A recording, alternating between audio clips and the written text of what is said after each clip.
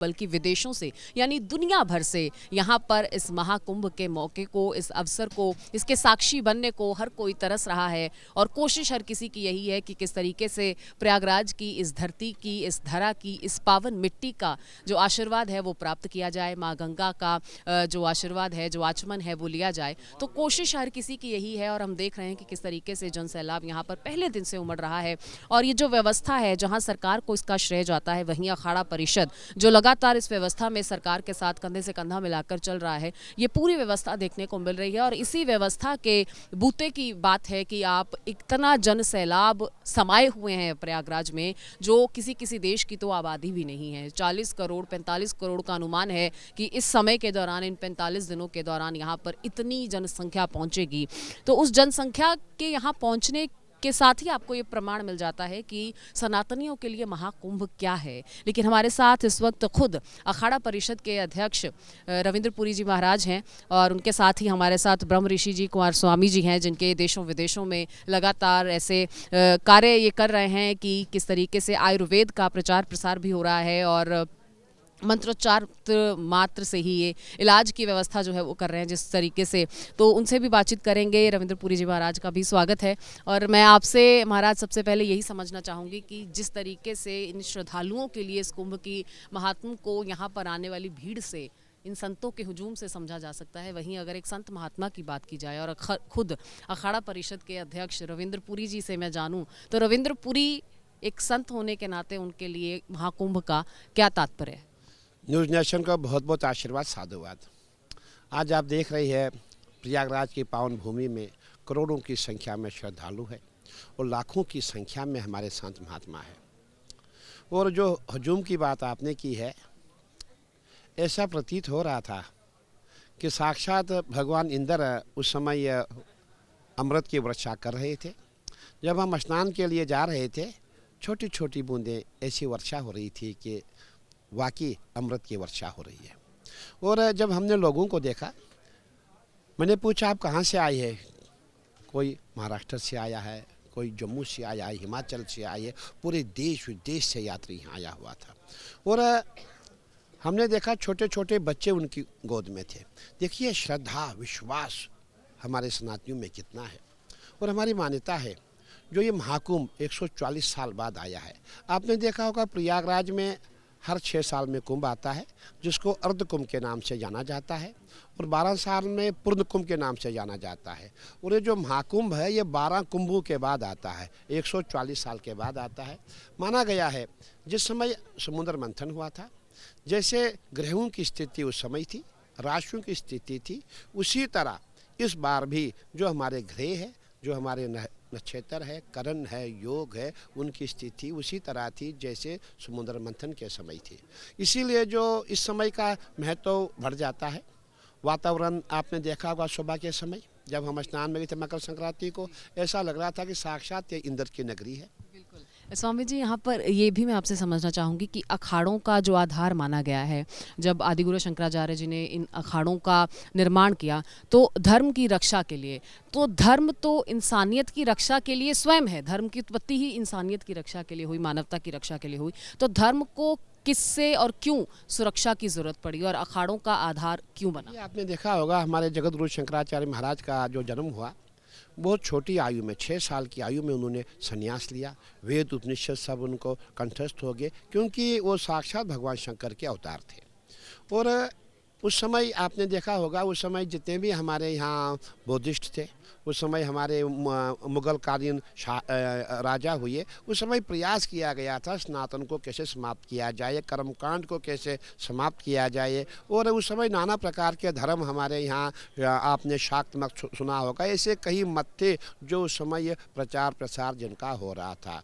और उस समय ऐसा लग रहा था जो हमारे ऋषि मुनि है कि अब सनातन समाप्त होने जा रहा है और सनातन का एक अलग प्रारूप निकल रहा है।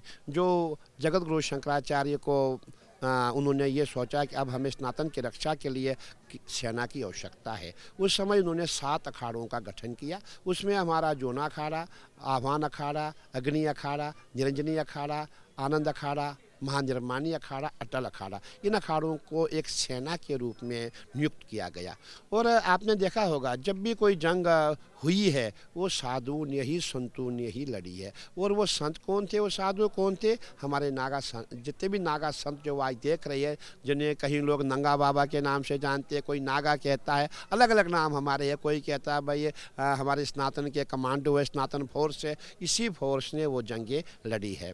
और आजकल आप जितने भी अखाड़े देखेंगे सबका प्रयास रहा है कि शस्त्र और शास्त्र पे हमें कार्य करना है। और हर अखाड़ा जितने भी उसके संत, जितने नागा है, उनको शस्त्र की भी ट्रेनिंग देता है और शास्त्र का भी स्वाध्याय कराता है। स्वामी जी, ये भी मैं आपसे जानना चाहूंगी कि नागा साधु जो होते हैं वो मुख्य आकर्षण का केंद्र रहते हैं कुंभ पर, खासतौर पर इतनी दूर दूर से कई बार श्रद्धालु जो हैं वो सिर्फ नागा साधुओं के दर्शन के लिए आते हैं। लेकिन ये बताइए कि इसी खास मौके पर वो दिखाई देते हैं, फिर ऐसा लगता है कि समाज से वो अलोप हो गए। हाँ, बिल्कुल आपने सच कहा। जितने भी आपको नागा आपको दिखाई देंगे वो कुंभ के मेले में दिखाई देंगे। और अगर ऐसे नागा आपको देखने होंगे, इसके लिए आपको नर्मदा खंड है, जहाँ मध्य प्रदेश का एक हिस्सा है, जहाँ 3200 किलोमीटर लंबी हमारी माँ भगवती नर्मदा जी का जो परिक्रमा मार्ग है, ज़्यादा हमारे संत महात्मा वहाँ ही रहते हैं। और हमारे ऐसे भी संत हैं जो केदारखंड में रहते हैं, जो नागा संत हमारे हैं। और बाकी जितने अखाड़े वो तो भाई आप सबके सामने है। कहने का तात्पर्य जितने भी ये संत है, इसमें कुछ संत ऐसे भी है कि जो अदृश्य है, कुछ शक्तियाँ उनमें है। हमने देखा जब सुबह के समय हम स्नान को जाते हैं, उस समय ऐसे ऐसे संत हमें दिखने को मिलते हैं जिनको हम स्वयं नहीं जानते हैं संत कहाँ से आए। और जब हम स्नान करते हैं, स्नान के बाद हम वापस आते हैं, वो संत जो है लुप्त हो जाते हैं, वो संत दिखते ही नहीं है। और मैं आपको कहना चाहूँगा, जब हम स्नान में जाते हैं उसमें मान्यता ये होती है जितने भी भगवान शंकर के गण है वो नागाओं में प्रवेश करके स्नान करते हैं। और सिंहासन पर जो हमारे महामंडलेश्वर और आपके जितने भी भक्तगण होते हैं, आपके साधु संत होते हैं, उसका मान्यता ये है कि जो भगवान हरि के गण है वो सिंहासनों में जितने भी हमारे संत महात्मा होते हैं उनमें प्रवेश करके गंगा का स्नान करते हैं। देखिए, हम तो परंपरा वाले, हम परंपराओं को मानने वाले हैं और जो परंपरा चली आ रही है उसका निर्वाह हम करते आए हैं। इसीलिए सुबह के समय जितने भी हमारे संत हैं भभूति लगाते हैं, जटाएं रखते हैं, मुकुट फूलों की मालाएं पहनते हैं, त्रिशूल डुमरू की पूरा शंकर स्वरूप दिखना चाहते हैं, क्योंकि शंकर के गण प्रसन्न हो जाएंगे हमारे अंदर, हमारे शरीर में उनका प्रवेश होगा, फिर उनका स्नान होगा। वैसे हमारे जो महामंडलेश्वर होते हैं, इनके साथ जितने भी साधु संत होते हैं उनकी भी यही इच्छा होती है हम अच्छे दिखें, सुंदर दिखें, देव स्वरूप दिखें, ताकि देवी देवता आकर के हमारे शरीर में प्रवेश करें और गंगा जी का स्नान करें। इस बार की व्यवस्था की अगर बात की जाए तो हमारे तो जीवन काल में ये एक बार का ऐसा मौका है कि 144 साल का ये संयोग हमें देखने को मिला, हम इसके साक्षी हैं और सौभाग्यशाली हैं कि हम इसके साक्षी बन रहे हैं।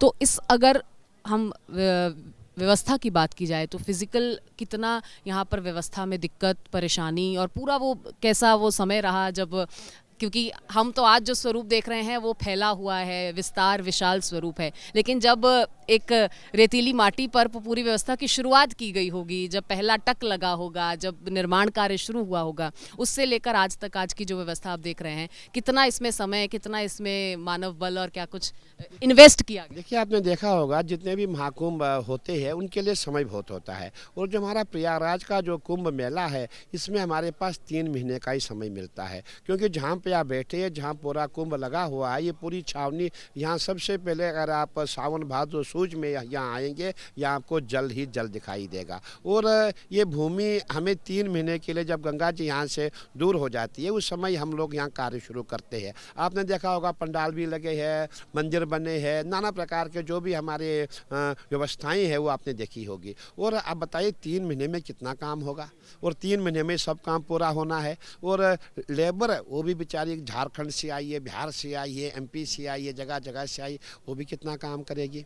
और काम यहाँ आपने देखा होगा, यहाँ का जो रोड है, रोड बनाने के बाद उस पर पट्टियाँ बिछाई जाती है, पट्टी भी कौन सी है, लोहे की पट्टी है। और मतलब काम यहाँ सबसे ज़्यादा है। काम तो अभी भी मैंने देखा कि अभी भी निर्माण कार्य निरंतर। आपने वो पुल देखे होंगे, टीना पुल, कितने बड़े बड़े टीना लगाने हैं, उसका पुल बनना है, तो काम बहुत बड़ा होता है। सरकार ने बहुत अच्छा काम किया, बहुत अच्छा प्रयास किया है। और देखिए, इतने बड़े आयोजन में कुछ कमियां रही जाती है। महाराज, मैंने जब साधु संतों से बात की तो बहुत जगह नाराज़गी भी देखने को मिली, फिर चाहे वो क्लीन ट्रैक की बात हो, बहुत सारी चीज़ों को लेकर संत महात्मा नाराज़ भी नजर आए। सरकार से कोई नाराज़गी है? क्या ना सत्य है। देखिए, अगर हम सोचेंगे कि हमको ही क्लीन पूरा मतलब जो रास्ता हो, हमको पूरा रास्ता साफ मिलेगा, ऐसा नहीं है। क्योंकि आपने देखा होगा श्रद्धालु बहुत यहाँ आए थे, और कभी कभी ऐसा हो जाता है कुछ किसी की कमी से, पुलिस की कमी से पूरा जुलूस और जितने भी लोग यात्री एक हो जाते, ऐसा हुआ कई बार ऐसा हुआ। लेकिन मैं ये समझूंगा उनको भी देखो जो यात्री 3 दिन से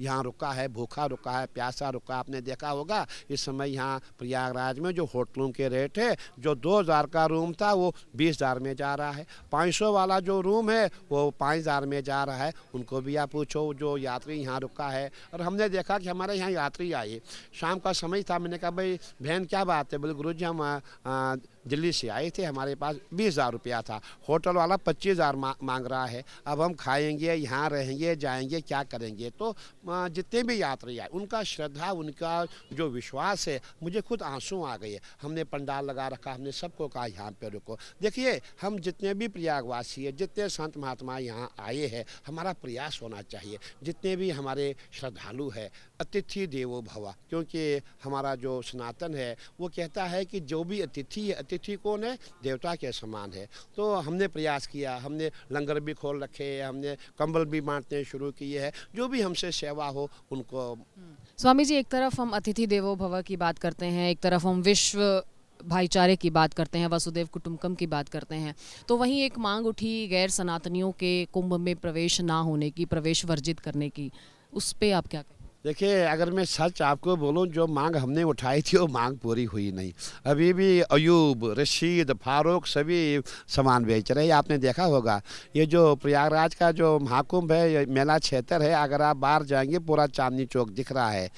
और हमने इस बात को फिर उछालने का प्रयास नहीं किया। देखिए, हमारा प्रयास ये था कि उनको चाय की दुकान ना मिले, इनको खाने की दुकान ना मिले, ढाबा ना मिले, क्योंकि ये जानबूझ के हिंदुओं को टारगेट करते हैं, सनातनियों को टारगेट किया जाता है और संतों को सबसे पहले टारगेट किया जाता है। लेकिन क्या पांचों उंगलियां एक बराबर हैं? नहीं, सब एक जैसे नहीं है, इनसे कराया जाता है। जो ये बड़े बड़े लोग बैठे हैं, जो कट्टरपंथी बैठे, वो कराते हैं, वो बोलते थूक पिला हिंदू को, पेशाब कर ले पिला हिंदू को। इनका प्रयास रहता है सनातन को खंडित किया जाए, सनातन को कैसे विष फैलाया जाए, कैसे विरोध किया जाए। आपने देखा होगा एक बयान आ गया, एक हमारे इमाम ने ये कहा कि जो मेला भूमि है हमारी है, वक्फ बोर्ड की है। अब बताइए बयान देने की आवश्यकता क्या है? कहने का तात्पर्य है कि हमें टारगेट किया जाता है, एक विवाद पैदा हो, एक विरोध पैदा हो, कैसे हम लोग आपस में लड़ाई हो, ये सब चीज़ें होती है। लेकिन हिंदुत्व पर खतरे की बात जो आती है वो सही है? किससे खतरा है, कौन सा खतरा है, कैसा खतरा है? मैं यही कहूँगा, यत्र योगेश्वरा कृष्णो यत्र पार्थो धनुर्धरा तत्र शरीर विजयो भूत ध्रुवा नितिर्मतिर्मम। जहाँ हमारे माननीय प्रधानमंत्री जी है, हमारे गृह मंत्री जी है, हमारे योगी जी है, वहाँ सनातन पे कोई खतरा नहीं है। तो आप मानते हैं कि कोई खतरा नहीं है। अच्छा स्वामी जी, हमारी एक मुहिम न्यूज़ नेशन की चल रही है ऑपरेशन पाखंड के नाम से, आपने देखी होगी। उसमें हम लगातार सनातन के नाम पर जो पाखंड कर रहे हैं, जो सनातन को बदनाम करने की कोशिश हमारे ही लोग कर रहे हैं, पाखंडी हैं, आडंबर कर रहे हैं। और इसके अलावा जो दरगाहों में जो मौलाना हैं, जो खादिम हैं, जो इस तरीके से जिहाद कर रहे हैं, लैंड जिहाद कर रहे हैं और इस तरीके की तमाम हरकतें कर रहे हैं, या लोगों को ठगने का काम कर रहे हैं, किसी से गलत काम करवाने के लिए कुछ पैसा दे रहे हैं, को मंत्रोच्चार कर रहे हैं, कुछ कर रहे हैं, उन सभी का जो है पर्दाफाश किया जा रहा है, बाकायदा स्टिंग ऑपरेशन किए जा रहे हैं, उस पर क्या कहें? मैं समस्त संत समाज की ओर से, अखिल भारतीय अखाड़ा परिषद की ओर से न्यूज़ नेशन को बहुत बहुत आशीर्वाद साधुवाद देना चाहता हूँ। जो काम हमने करना चाहिए था, हम वो काम नहीं कर पाए, आपने वो काम किया। आपने ऐसे ऐसे पाखंडी जिनको हमने कभी सोचा भी नहीं था, जिनको हम भी मानते थे वाकई ये कुछ जानते हैं, जब आपके चैनल पे आ गए, जब हमने उनको देखा, वो तो बिल्कुल टोटली फेक निकले। और मैं यही कहना चाहूँगा, जो आपका जो प्रयास रहा है, आपने जो इतनी मेहनत की है, इसके लिए किन शब्दों में हम न्यूज़ नेशन को अप्रिशिएट करें, मतलब मैं यही कहूँगा कि मेरे पास शब्द नहीं आपको अप्रिशिएट करने के लिए। और मैं चाहूँगा ऐसे संतों की लिस्ट प्रयागराज में वो ओपन की जाए, ताकि उनको यहाँ भी उनको पंडाल न लगाने दिया जाए, क्योंकि इनका काम ही हम कैसे कमाएं, कैसे लोगों को ठगे, कैसे पैसा लें। और मैं यही चाहूँगा कि आपने जो काम किया बहुत अच्छा काम किया है, और पूरा संत समाज और अखिल भारतीय अखाड़ा परिषद आपको पुनः एक बार बहुत बहुत आशीर्वाद और साधुवाद देना चाहता है। आपने कब से देखी वो मुहिम और कब से आपको लगा कि ये सही काम हो रहा है? देखिए, जो मैं आपकी मुहिम में करीबन 1 साल से देख रहा हूं, और हमने देखा कि आपने ऐसे ऐसे पाखंडी खड़े किए, उनको समाज के सामने लाया कि जिनकी बोलती बंद हो गई, और ऐसे ऐसे लोग भी लाए जो उनकी काट के लिए बैठे हुए थे। आपने को सारा नाम की बच्ची भी लाई थी, कहीं ऐसे ऐसे लोग लेके आए थे। तो मुझे बहुत अच्छा लगा कि आपका जो प्रयास है, बिल्कुल आपने जो सनातन के जितने भी पाखंडी है सबको इकट्ठा किया। और मैं समझता हूँ अब शायद उनकी दुकानें बंद हो गई होंगी, और अगर यहाँ कहीं उनकी दुकानें दिखती है तो एक बार आपको वो लिस्ट निकालनी पड़ेगी, ताकि हम उनको यहाँ उनका पंडाल नहीं लगने दें। तो ये थे रविंद्र पुरी जी महाराज, जिन्होंने न्यूज़ नेशन की मुहिम की भी तारीफ की। ऑपरेशन पाखंड लोग के जरिए जिस तरीके से न्यूज़ नेशन लगातार पाखंडियों के हर पाखंड से पर्दा उठा रहा है, उसकी भी तारीफ की है। और साथ ही साथ कुंभ को लेकर, महाकुंभ को लेकर, नागा साधुओं को लेकर, यहाँ की व्यवस्था को लेकर और श्रद्धालुओं को लेकर जो बातचीत हमने इनसे की है वो हमने आपके साथ साझा की। और उन्होंने बताया कि एक बड़ा स्वरूप है महाकुंभ का, थोड़ी बहुत गलतियाँ जो हैं वो हो जाती हैं, लेकिन उसके लिए भी तमाम प्रयास किए गए हैं कि इस तरीके से उसे कवर किया जाए, और उतना जो हुजूम श्रद्धालुओं का जनसैलाब जो यहाँ पर श्रद्धा का उमड़ रहा है, उसे किस तरीके से एक व्यवस्थित ढंग से इस महाकुंभ के इस खास मौके पर जो है वो व्यवस्था पूरी बनाई जाए।